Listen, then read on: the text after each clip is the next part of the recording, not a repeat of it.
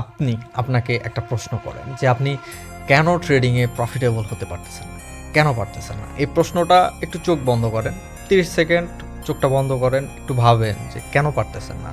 কোন কারণ? আপনি এত চেষ্টা করতেছেন বাট পারতেছেন না। একটু ভাবেন।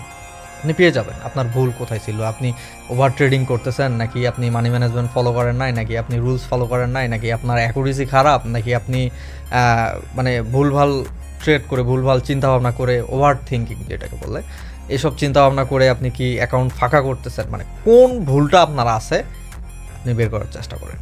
যদি এখনও পর্যন্ত 30 সেকেন্ডে যদি বের করতে না পারেন আপনি, তাহলে আপনি ট্রেডিং সম্পর্কে এখনও অনেক কিছু অজানা, ভালোভাবে জানেন।